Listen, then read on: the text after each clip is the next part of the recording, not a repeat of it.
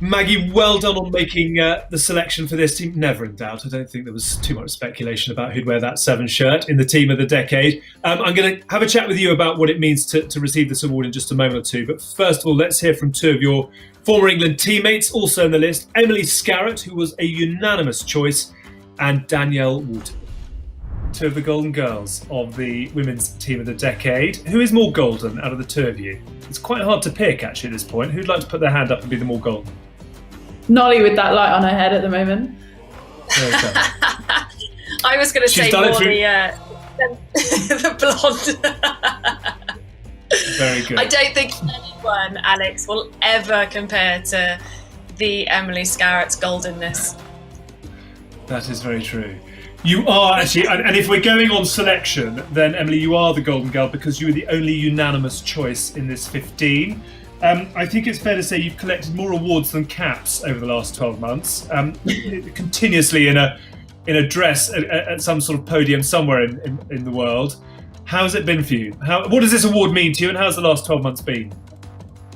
Yeah, it's been a bit of a whirlwind, hasn't it? Just not everything going on in the world for one, but yeah, the rugby world's been a bit crazy for me the last 12 months. Like you say, picking up a couple of awards which you never expect. I think I said it on the night to you that you play a team sport, you don't expect to pick up individual accolades, so it's a bit strange, and you kind of feel like you probably cheated the other 14 girls out of it a bit. But yeah, it's super special to kind of be recognised in that way, and I guess again with this it's awesome, and to be put in a team with some of the names that are in that team is pretty cool. It's crazy because what it's allowed me to do is just look back at the decade and see how far I came as a player, you know, the experience and the journey I went on, but more so just the game as a whole. And actually it kind of in my head kicks off in that World Cup back in 2010 in London, and then you kind of go through the following two World Cups, and now the girls playing live on BBC and having nearly 1 million viewers, and you know, it's just absolutely amazing, and to be part of that journey, and to have played a small part in changing how people perceive the women's game. Sounds really cheesy, but I think that's what's pretty cool for me about being part of that team, and also the fact that with that pack, I won't ever have to, or that backline, I won't ever have to make a tackle at fullback. Well, it is a heck of a team, and congratulations to both of you for your selections. As we said, two of the golden girls. If only we could see you all in action, but Emily, that's over to you now. Good luck for the next 12 months or so. Nolly, we'll see you in 2030 for the next selection process. But well done to both of you. Lovely to chat, and keep up the great work. Well, great to see smiles on faces of two of the Red Roses, and Maggie, a smile for you as well. I don't think it was ever in doubt who was going to wear the 7 jersey in this this team of the decade, I should say. But for you personally, what does it mean to be recognised in this way? It means so much, you know, to be alongside many other greats over the last 10 years is quite special. And look, there's many other players that probably could have played that number 7 jersey who unfortunately didn't make it in that team. So it's just nice to be in that squad, and I'm really very honoured, and it's just great to see the women's game come so far, and to have so many players, you know, potentially could have made that team. It's a strong women's game, and it's getting stronger and stronger, I think, every year, and yeah, I'm just very honoured. Well, you've obviously helped to build a bit of a legacy with England at the moment. We mentioned obviously you and Nolly and Emily Scarratt as well. You are 3 of the 8 English women represented in the team, also 6 New Zealanders, and we're going to hear from some of them a little bit later on. And by my maths, which has never been very strong, that leaves just one other player not from England or New Zealand in the team. And let's now hear from the lady picked at number 8, and that is France's SAFI Ndai. Quand tu m'as énoncé la liste, c'est vrai que c'est une équipe exceptionnelle, magnifique.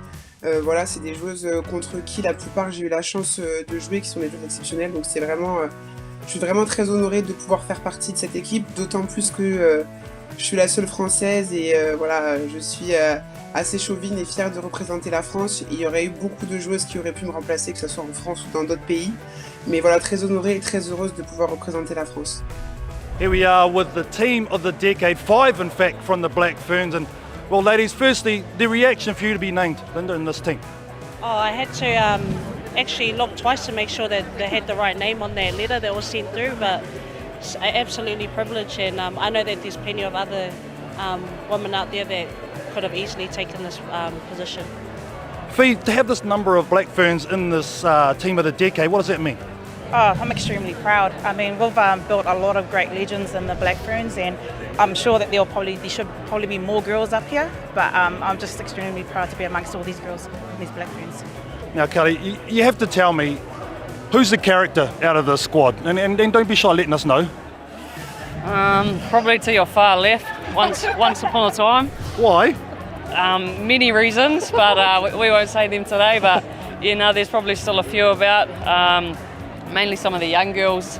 Kendra sometimes pipes up, has a word or two to say, but yeah, I guess all the girls are quite characters in their own way. Kendra, your reply? Yeah, it's actually Kelly. She's a silent assassin. She's the funny one in the team. But no, we've got a lot of girls who are very funny, and it's enjoyable about the team, and that's what makes you keep coming back. And for you, Skip, just tell me, not so much the sacrifices, but what you have to do to be so good for this long. I think that's what kind of makes this group so special, is that it's the legacy that's been built on from the past players, and we are trying to pave the way for the young girls coming through, and that was just a perfect example of it. We had all the young girls in here today here to support next year's World Cup, but for us it's what we can do now for the future. We'll leave it on it. Absolutely inspirational, ladies. Congratulations on being voted into the team of the decade. Well done.